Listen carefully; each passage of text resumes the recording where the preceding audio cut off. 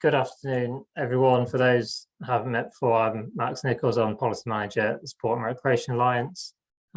Great to have you joining us this afternoon for the second of these webinars we're doing on concussion in sport guidelines. So for those that didn't make the session last week with the medical experts, we did record that session. So if you're interested in having a recording of that, then get in touch with us and we can send that over. And just to flag, we are recording this session as well. It won't be kind of put out publicly. It's just for our purposes and to kind of help the ongoing learning for those that aren't able to attend. But just to say, we are recording. Just very quick kind of housekeeping. I think most people know, have been on plenty of these by now, but just it's quite a large group. So if you want to stay on mute when not talking, but I'm keen to kind of facilitate some discussion as we move forward. So there'll be an opportunity to input, but if there are things as we go through, then please do put questions and thoughts in the chat. It'd be great to hear from those on the call. Just very quick background into the session today. So as I said, we had the session last week that gave a bit of background on how the guidelines came about, and today we're going to be looking more at kind of the practical implementation, so taking what's been published in the kind of cross-sport guidance and thinking about how different organisations can make that applicable and practical to the work you're all doing. And we'll be hearing from Neil from a cycling perspective shortly around the work they've done. I think just to kind of say as well, I know we'll be talking a lot around kind of risks and risk assessments and all those sort of things.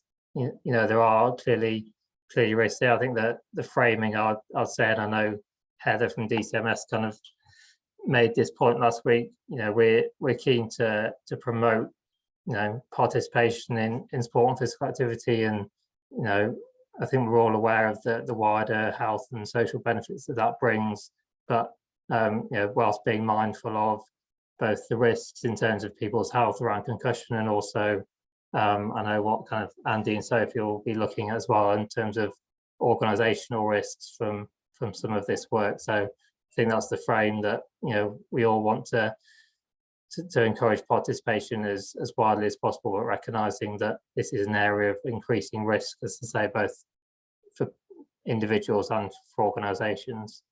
So before I hand it over to Neil, just to introduce who we've got today. So we've got Andy Goulburn from Howden, head of client services, and also Sophie McCormick from Gateley Legal, who's regulatory safeguarding specialist. So we're coming to a bit of a panel discussion shortly.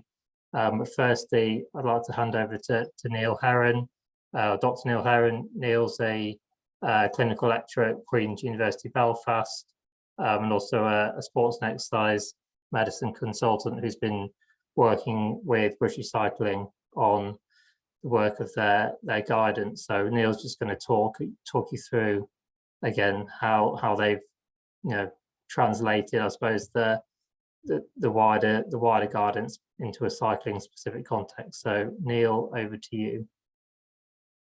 Thanks, Max, and everyone. You're very welcome to the session this afternoon. As Max has mentioned, I just want to talk a little bit about the British Cycling grassroots concussion policy and how we amended that to take into account the DCMS guidelines. In terms of my role for British Cycling, I work as the medical officer for the sport, so I'm responsible for governance around from grassroots up to the national level cyclists, and then my colleague Dr. Nigel Jones looks after the Olympic level athletes.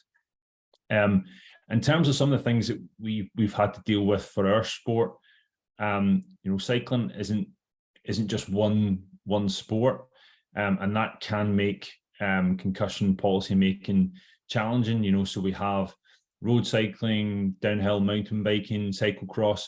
They're all very different cycling disciplines, and one concussion policy is not going to be able to cover all of those areas. There's a number of myths, I think, as well, or certainly there was traditionally around cycling, and there was this thing around cyclists don't get concussed. There's no contact from other athletes. They wear a helmet, so the sport's safe. So it was important for us to try and overcome those, and part of that has been about engaging with the evidence.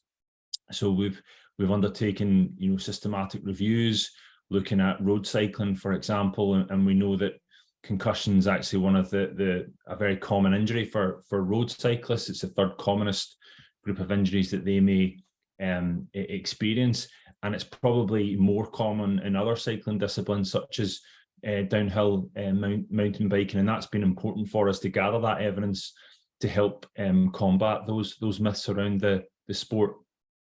And up until fairly recently, there had been sort of scant policies around concussion in cycling, and the first real concussion guideline came out in 2019 when a number of colleagues met at the Harrogate World Championships in 2019 to formulate the first concussion policy. So that's just a little bit of background around cycling and where we sat with concussion. Another thing I would mention as well around concussion is, I'm not going to go over all the risks of concussion, but something again that's probably quite unique to our sport is that when a rider is concussed, they're not only a risk to themselves, but they are a risk to others. If someone's had a concussion and they then go back into the peloton, if it's road cycling, then that can be a very high risk situation for the rest of the peloton. So certainly something to consider when you're thinking about the risks of concussion within our sport. When we were developing our protocol, what we did initially was we undertook a sort of scope and review, looking at all the concussion guidelines across UK amateur sport. And we did that to try and learn from colleagues to see what they had put into their concussion policies, what was perhaps similar in some of the sports that we could take into our sport, but similarly, thinking about the differences that our sport might present in terms of concussion assessment and diagnosis. We also wanted to understand the impact of concussion to our cyclists, and so we undertook an audit looking at the review of concussion diagnosis in British cycling riders, including paracyclists, and we found that our median duration to recovery, so that's back at full training, was 16 days, and that is slightly longer than other sports have traditionally had their for their return to play guidelines. I think it's also worth pointing out, obviously, that these are grassroots up to, and we do have a separate concussion guidelines for our international Olympic level athletes who have closer medical monitoring. In terms of what was more specific to cycling was, for the medics, looking at the Maddox questions and how they could be modified to the different cycling disciplines. Balance assessment for a lot of the cycling disciplines, concussion diagnosis needs to be made on the go. So how can you assess someone's balance as they're moving back into the peloton, and also thinking about our return to play guidelines and how we can make those specific to the different cycling disciplines as well. In terms of who had input into those guidelines, there was a vast diverse of professionals involved. There was a number of medical professionals, physiotherapy colleagues. We also had legal, and we had integrity and ethics committee, and those committees did involve as well cycling having input, cyclists having input into our guidelines as well. So you can see really there's been a vast number of professionals that have had input into those guidelines, which has really helped develop them, and also make sure that they are applicable to our sport and to the cyclists that we look after.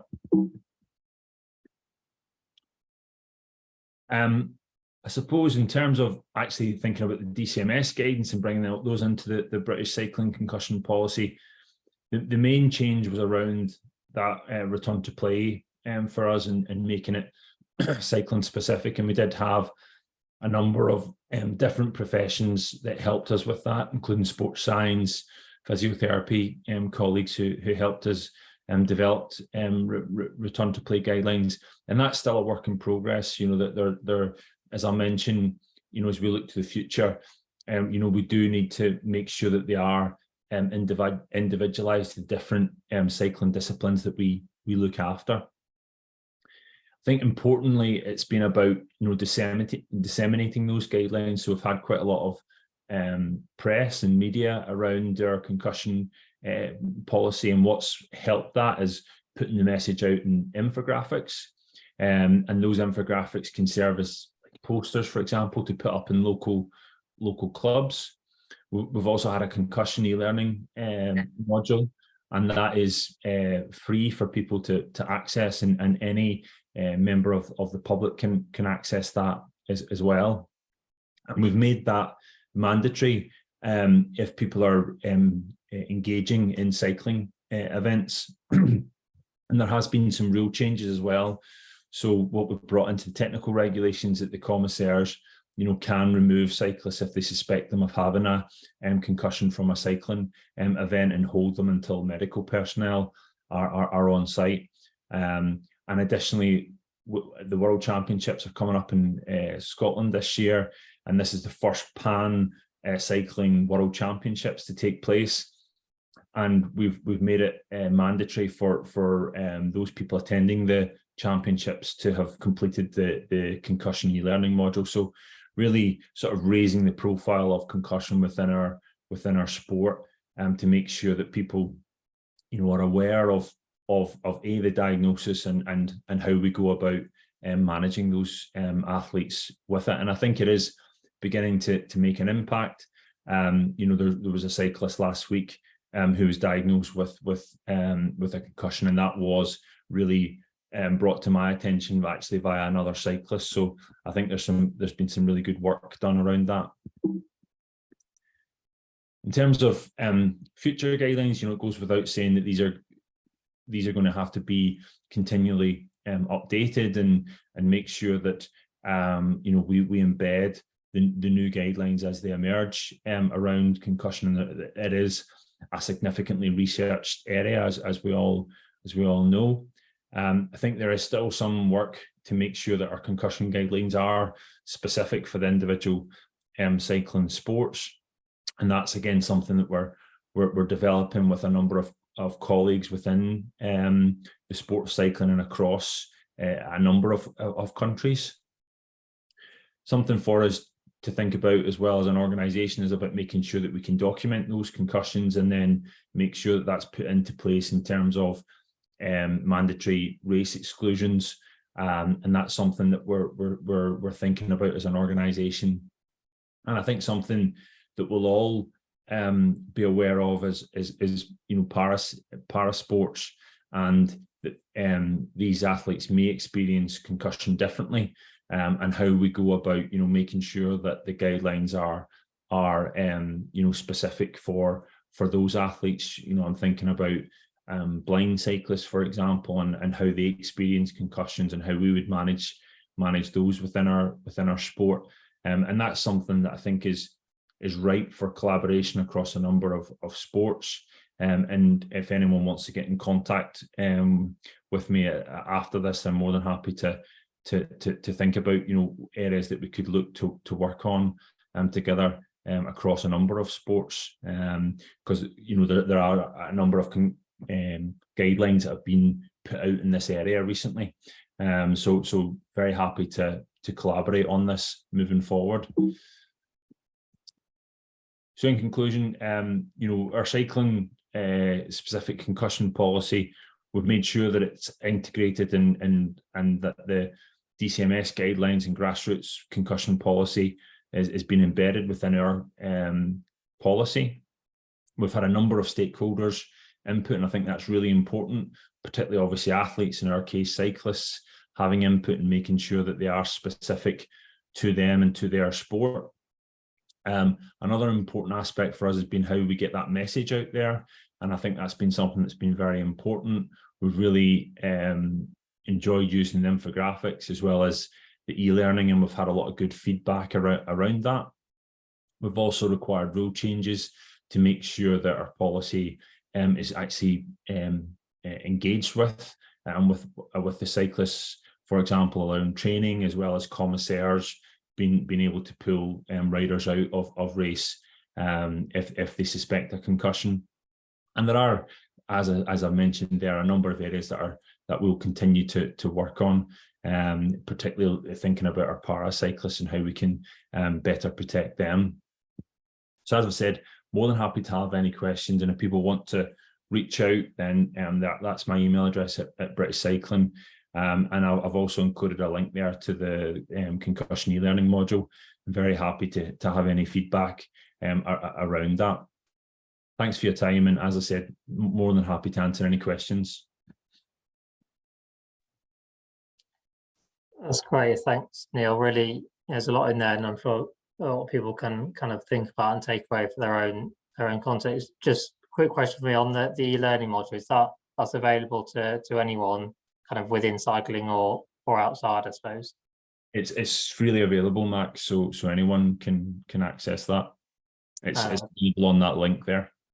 That's a great resource. I know it's something we've had questions on from, and I think collaborating in this area is definitely a great way to go. Obviously, there are things that are specific to different activities, but broadly, a lot of that learning is going to be the same across the piece. So if certain organisations have that already developed, then great to kind of build on that. As I was saying, feel free to put any questions in the chat as we're going through, or raise your hand and we can kind of open that up. Also, just quickly to pick up on what Neil's saying around parasport and visually impaired athletes specifically, it was something that was kind of touched on at the previous session, and really some really good points made last week on that. So it's something that I think we recognise that there are nuances there that isn't covered within the DCMS guidance, and the medical group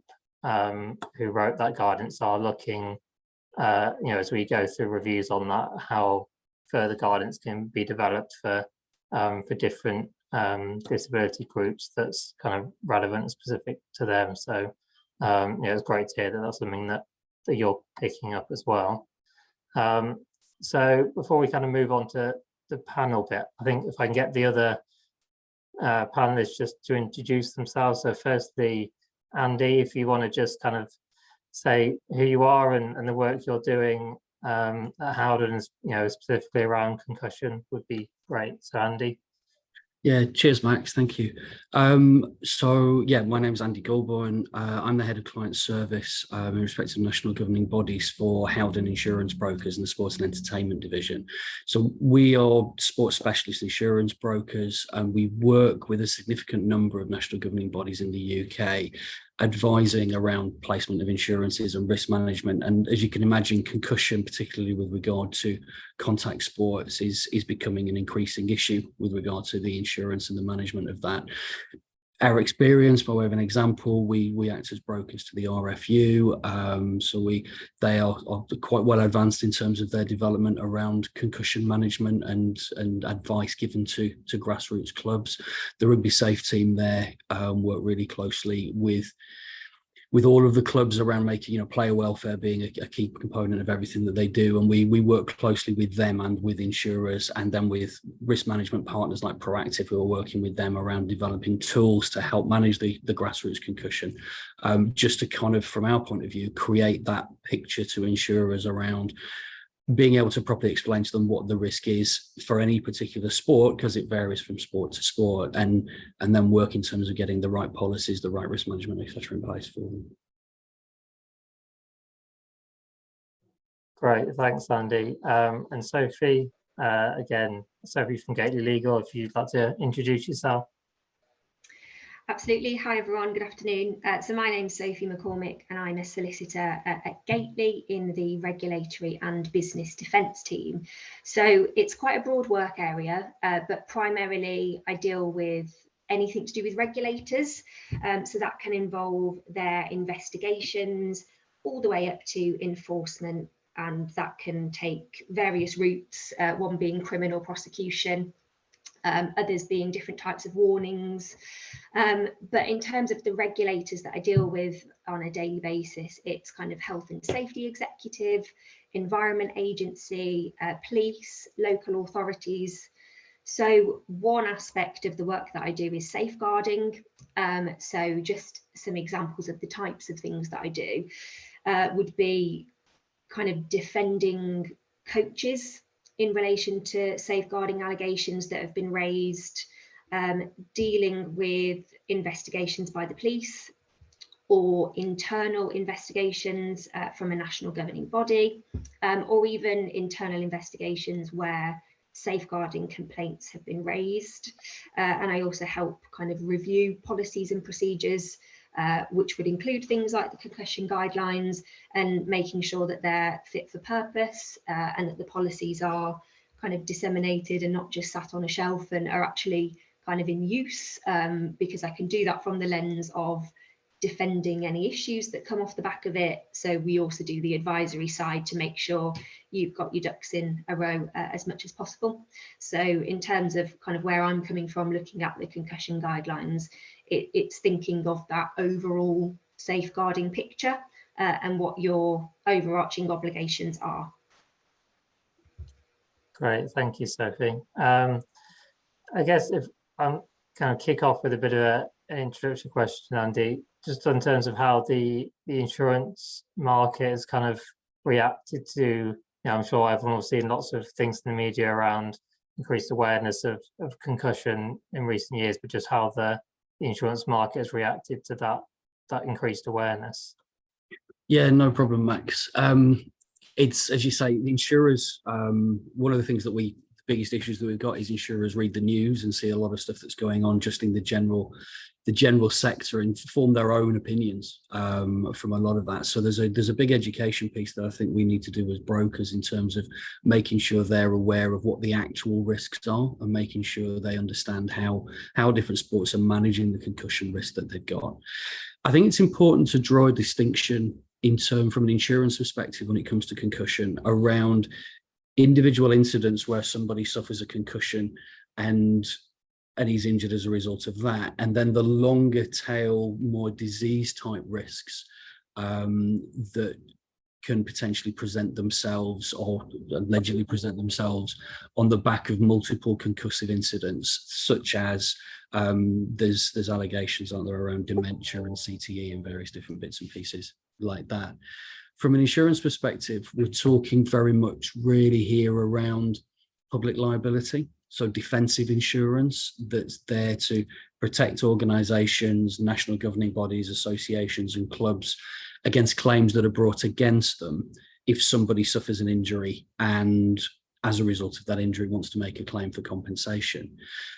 With regard to that distinction between the disease cover and the one-off incident, insurers treat an individual incident of concussion in the same way as they would treat a broken leg or some injury that has happened as a result of a one-off incident. And there's absolutely no intention that we've seen within the insurance market for insurers to back away from providing protection for organisations for those types of claims.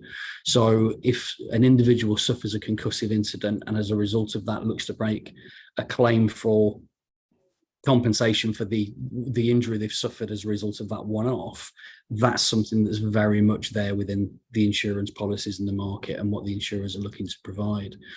Where it gets more complicated is in that long tail disease type aspect. The insurers and the insurance market will tell you it was never their intention to provide cover under a public liability policy for a long-term disease type risk. It's all aimed around unforeseen individual injuries.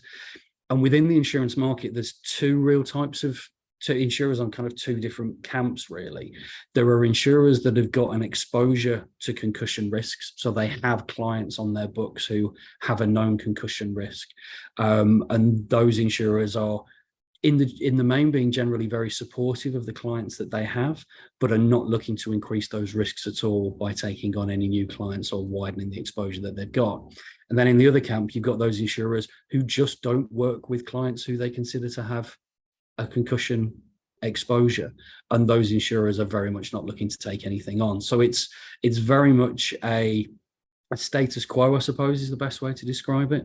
But the cover in respect of one-off incidences there, where insurers are very jumpy, is around those long-tail diseases. And in both cases, what they're looking for is, as Neil touched on before, is that idea of organisations being able to evidence that they're putting in place the right procedures, that they're managing these concussive risks and the return to play in the right way. And where the exposure to any organisation is going to come in the future, I think, is around looking at the guidance that's been put out and comparing what individual associations are doing to that guidance to see if they've fallen short of what's expected of them, and can they document what they've been doing in terms of managing athletes back into play after a concussion.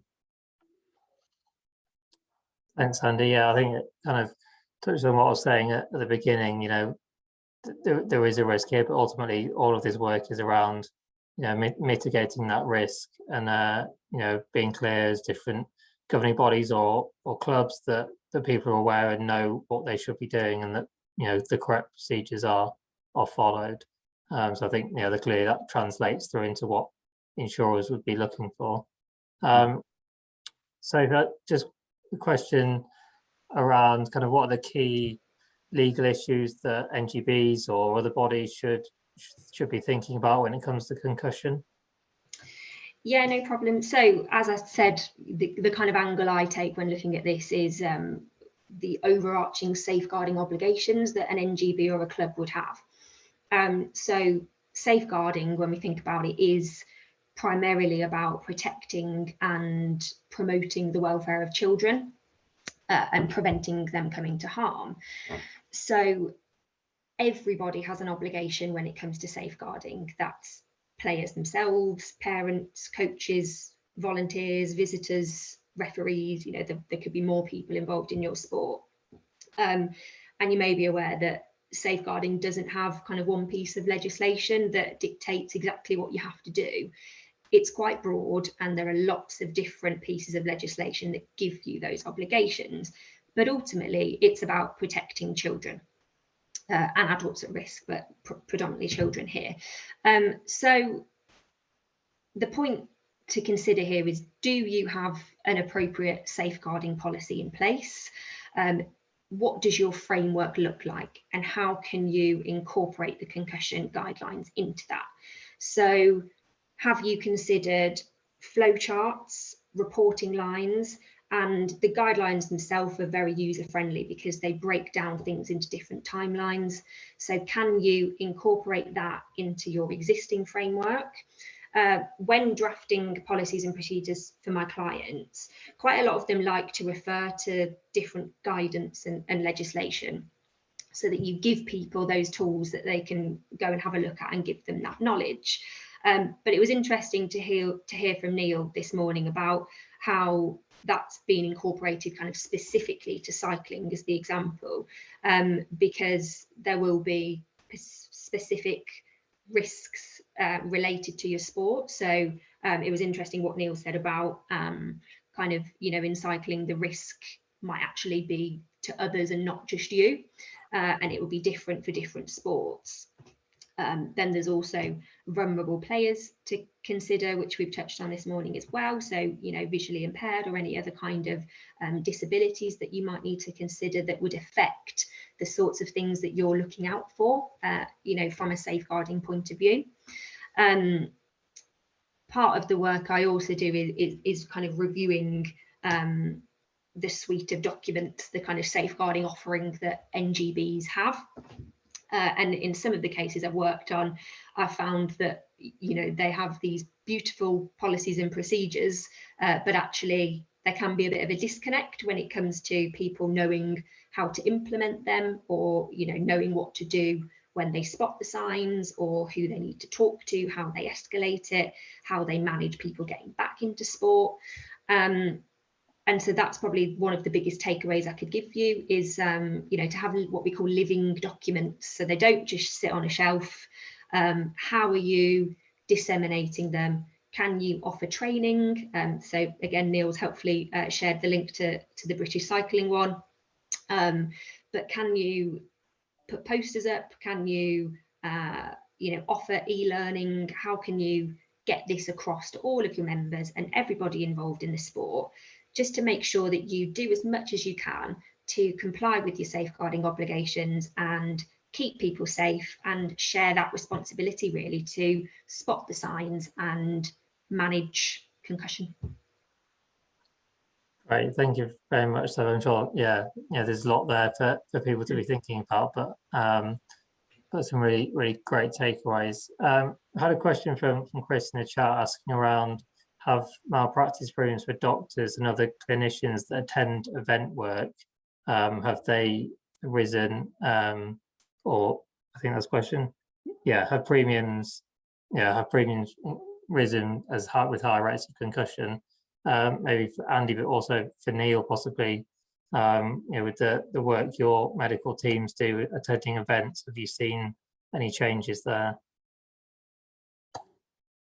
Thanks, Max. Medical malpractice, I have to admit, isn't my area of expertise. But one thing I am aware of, I know that with the medical defence unions and the cover that they provide, they are getting more, or requiring healthcare professionals to be more specific in terms of the work that they're doing.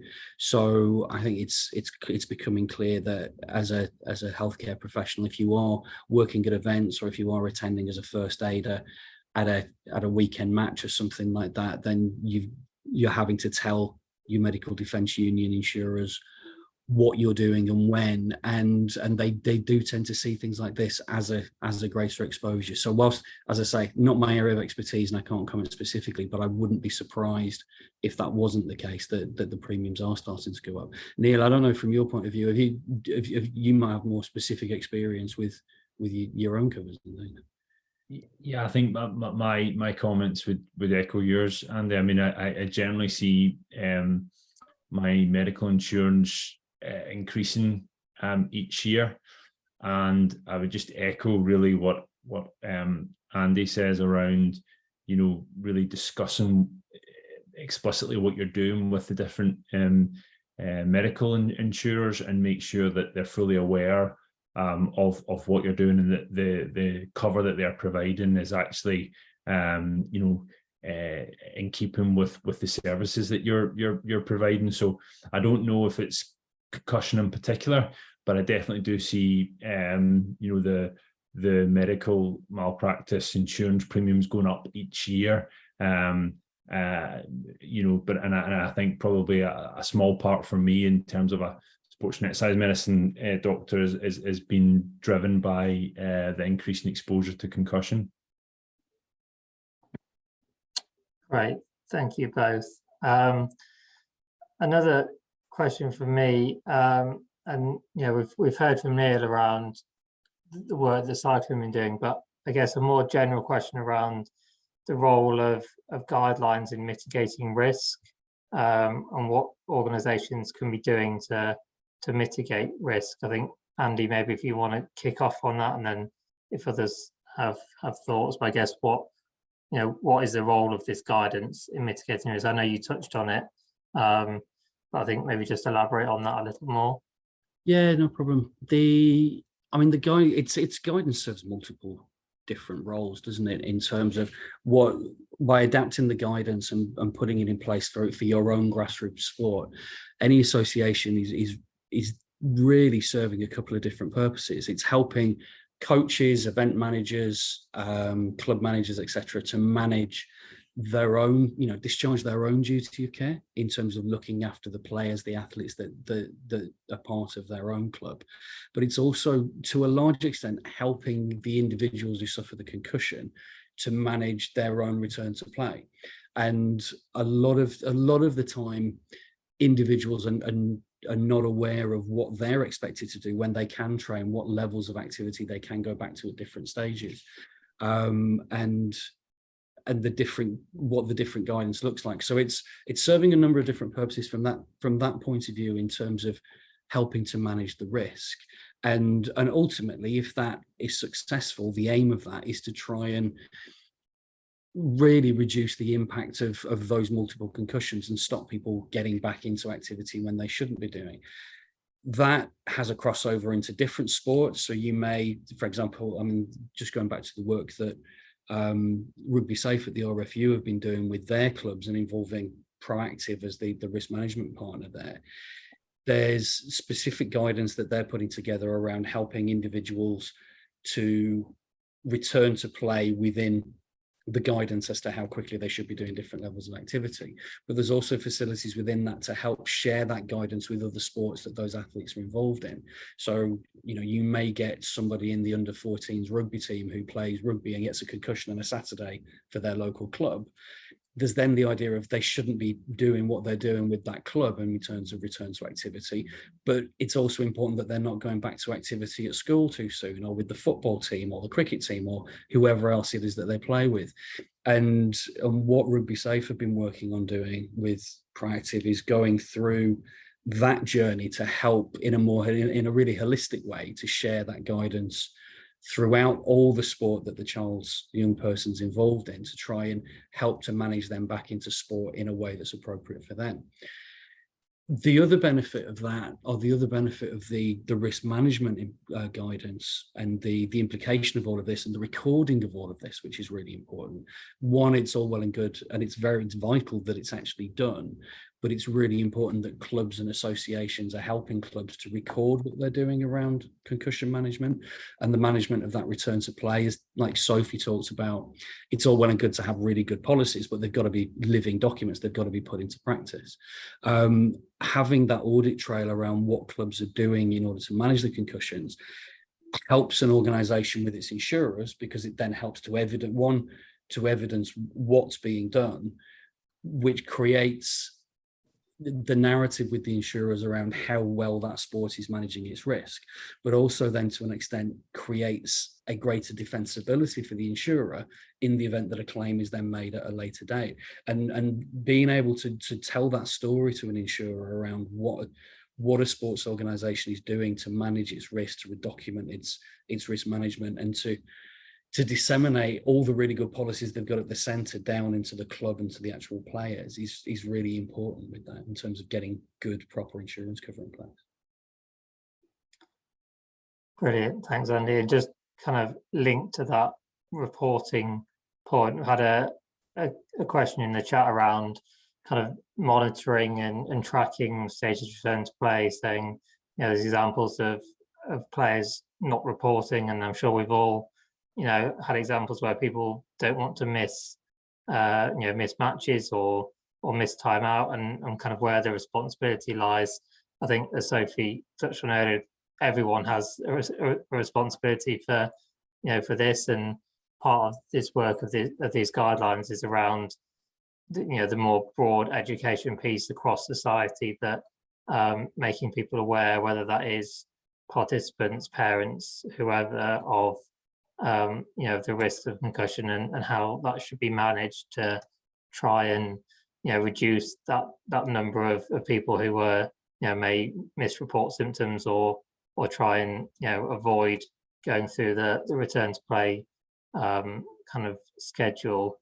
And then I think there's also discussion last week around kind of technological solutions to this. So DCMS has a strand working on this, looking at different kind of app-based approaches. And again, it touches on what Andy was saying around people playing different sports, especially where if you have a concussion in a certain sport, that you can't then go and do something else because it'll be recorded in an app, and you'll have to show that before you before you can play any other sport. So I guess there are these things being developed. I know there's a number of different kind of solutions out there in that kind of technical space, and some sports I know already kind of have some some of those kind of processes in place. But I think the more broad point on that, from a, Sophie kind of touched on it from a legal perspective, but from a more general kind of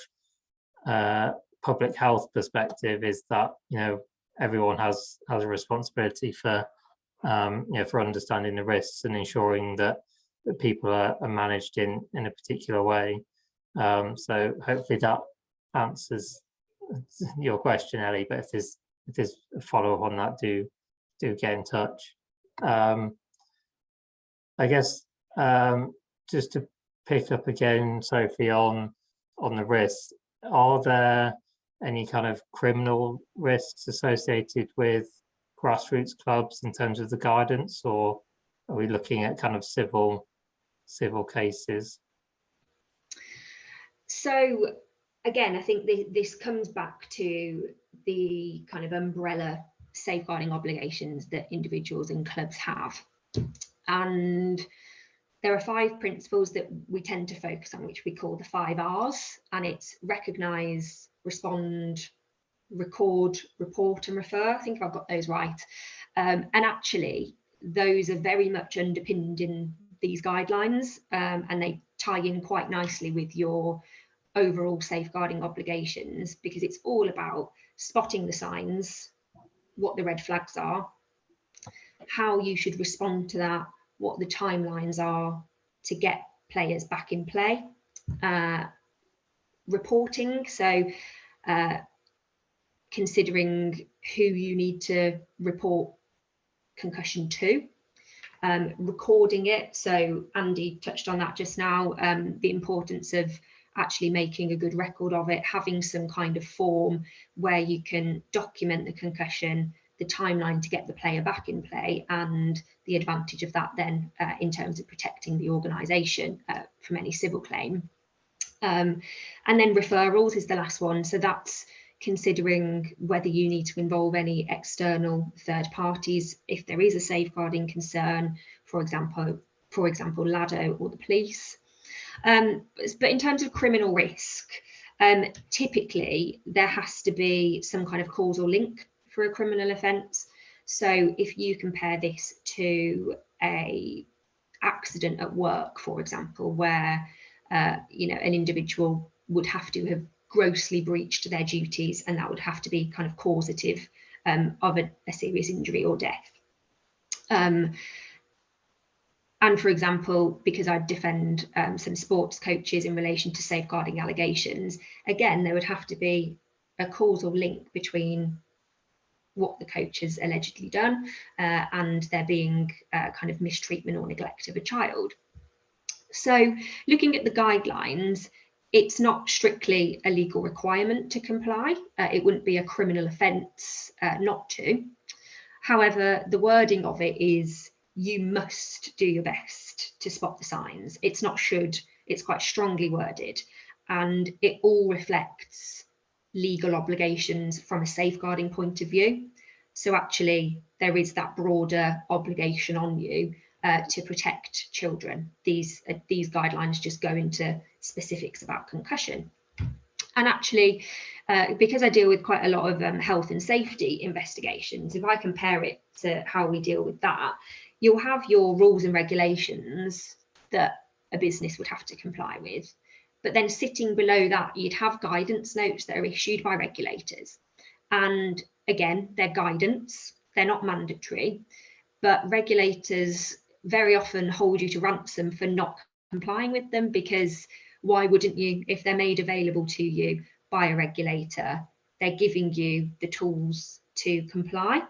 And you're very likely to attract criticism if you don't and would need to justify not doing so.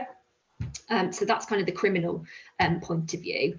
And then in terms of regulatory risk, if your club is affiliated to a governing body, most governing bodies have powers to investigate. They can suspend, they can ban, and these kind of sanctions can relate to individuals within a club or a club itself. So it comes down again to that kind of reputational risk, overall safeguarding concerns, and this could lead to involvement of third parties such as LADO or the police. So following the guidance, essentially, it's not mandatory, but to not do so would go against your safeguarding obligations and the purpose of the guidance, which is protecting people from risk. Great, thank you. And before we move on to kind of a linked question, can I just jump in there as well, certainly. just to really echo what Sophie was saying from a civil claim point of view as well.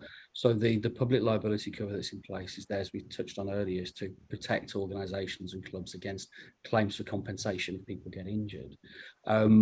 The chances are, if somebody's injured as a result of a concussion and they want to claim, the allegations that are made are going to be based around the guidance and based around the sports association, the NGB, the clubs following of that central guidance. And again, like Sophie just said, from a civil claim point of view, it's very much going to be an allegation of, well, this is the guidance that's in place for you to do this safely. Are you complying with this? And if you're not, it's then going to be down for an organisation to explain why what they're doing is different or lesser than what the guidance states. So it's whilst it may not be legally binding, certainly, Sophie explained, from a criminal point of view, from a civil point of view, it is going to be the benchmark that will be used going forward in terms of claims being brought to that people will be held against and have to explain why they are, or more if they're not following that, or they're not following to the same degree, why that is. And there might be very good reasons for that. There are a lot of sports where there is, lots of non-contact sports where they don't feel that they specifically have a concussion risk. They may not have many concussions over a period of time. To an extent, it's one of those things where if something is a prevalent issue, you deal with it a lot, so you know what to do because you have the habit. If you get very few concussions, it's more likely possibly that there's less policy in place to manage those because they're more of a rare thing, if that makes sense. But you'd be held to the same base account of, this is the guidance, are you following the guidance? And it would be down to those justifications then as to why you're not, depending on your sport. But everybody's going to be, it's going to be relevant to everybody, I think. Thanks. Sorry. No, that's really interesting. And yeah, I think covers something that probably as an alliance representing breadth of sports across this space, we're aware that as you said, some sports are dealing with this issue kind of day to day, and it becomes a priority, and for others they may not be, and there are lots of competing things for people's time and resource. But I think, as Andy said, understanding that the risks are there across the piece is really important, because it may be that although incidents are low, people could be sustaining concussions elsewhere, or it doesn't even have to be kind of sports related concussions, but people could obtain a concussion in their daily lives and still present to come to your sport, and there's still a responsibility there for the individual sports thing is a really key point.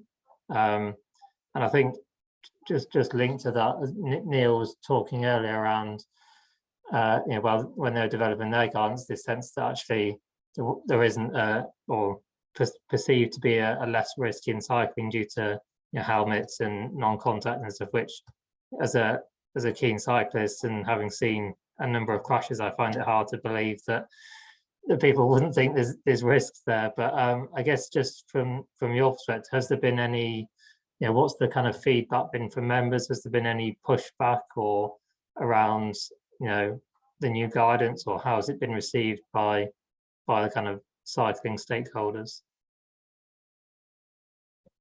I think overall it's been well received, Max. I think, as I've said, I think certainly one of the positive things that I found from this experience has been the engagement with cyclists. And actually, I find that, now they're coming to me and saying, and looking after each other and saying such and such has had a fall there. I'm worried about her. She, he or she was, they're not recalling certain events, etc.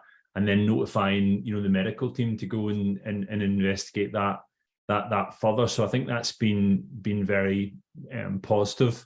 overall. I don't have any real sort of negative, stories to say about the implementation of the concussion policy within cycling, really, and everyone has been very open to it. I think people are generally understanding of the risks involved in the sport now, and that that there has to be a concussion policy in there to protect them and to protect other cyclists.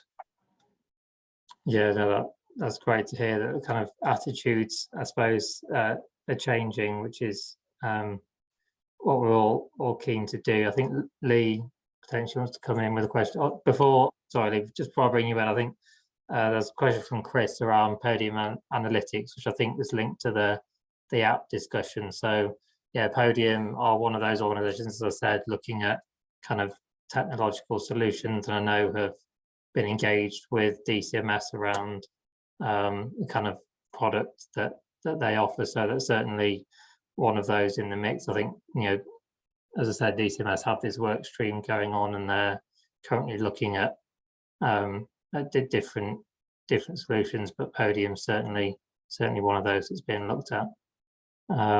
Lee, do you want to come in?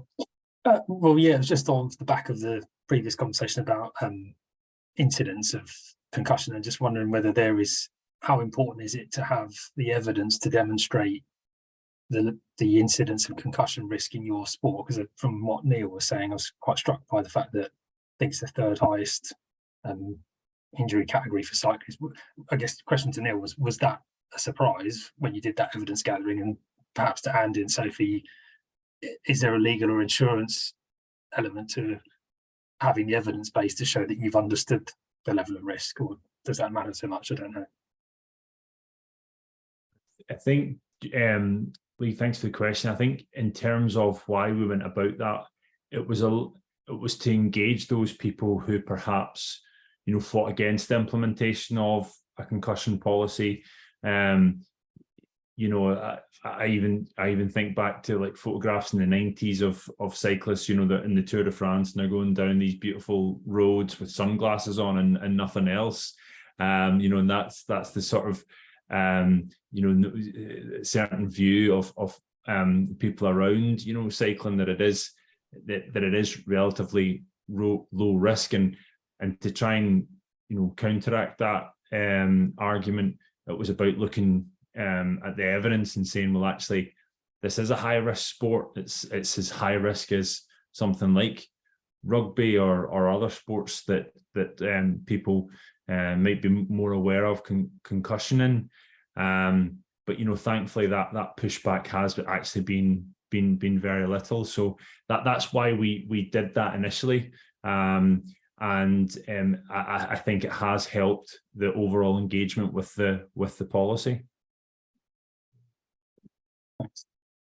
Lee, I think coming at it from an insurance point of view, you can never underestimate how important it is to know what your risk is and be able to explain your risk to an insurer. I think if there's going to be situations where an insurer, for example, believes that a sport has a particularly high level of risk, being able to evidence that maybe that isn't as high as they think, having the data to be able to back that up would be really important. But there's one of the kind of the old adages in the industry is that you'd rather insure a very well run fireworks factory than a shoe shop that's run really badly, for example. And putting that in this context, there are sports that have a high concussion risk, and as Neil said, it's cycling possibly has a higher risk than you necessarily would expect on face value. But one of the really important things from an insurance point of view is being able to explain to the underwriter, one, that you understand what the risk is, but also that you know how to manage it and can evidence that you are managing it. And however high the risk is, if it's being really well controlled and really well managed, that's a good story to tell an insurer, and that's going to help you get better coverage and better terms. And yeah, understanding is key to all of that. And if you want me to just jump in from a legal point of view, very similar to what Andy said, really. But one of the things that I could strongly recommend, lawyers and insurers love an audit trail. So develop some kind of reporting procedure, whether it's some kind of form where you can just document what's happened, your timelines, and how you are managing and monitoring that risk. You know, predominantly this is all about safeguarding and protecting people, but it's also about protecting the organisation from safeguarding concerns. And if you can demonstrate how you've identified the risk, how you've managed it to help that player return to play, you're also protecting your reputational risk, and you're demonstrating how seriously you take your safeguarding responsibilities.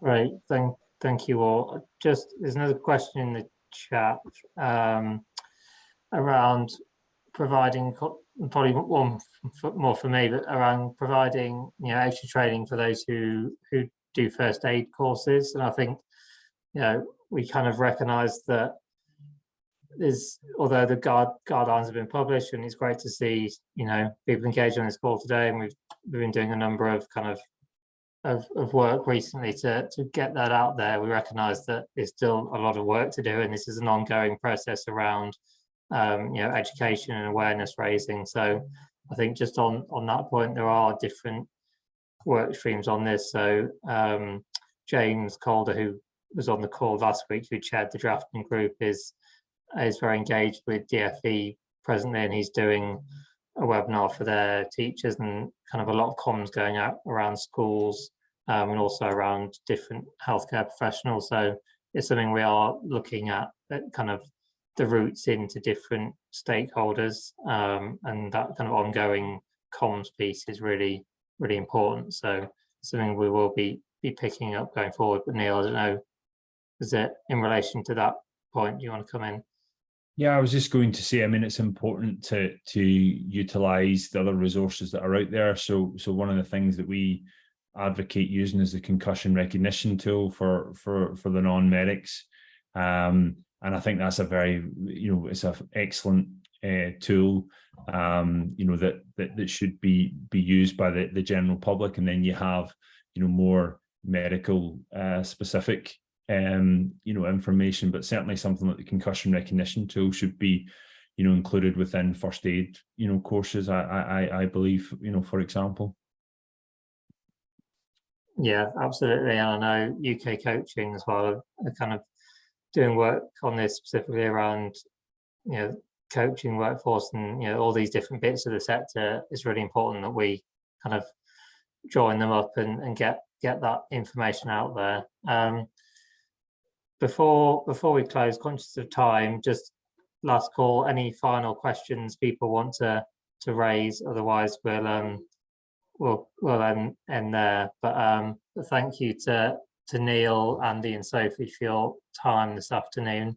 Hopefully you know, we haven't scared you too much. I think clearly there are risks, but all of this work is around mitigating those risks. As I say, you know, the guidelines are looking at mitigating risks to the individuals in the instance of concussion, and also what NGBs, clubs, other bodies can be doing in terms of mitigating their own risks in this space. And it's something that you know, we're aware that for a lot of organisations it's potentially quite a new thing. So you know, we're here to kind of help you on that journey. So you know, if you do have any ongoing questions or queries, do let us know, and we can look to support you kind of going forward on this.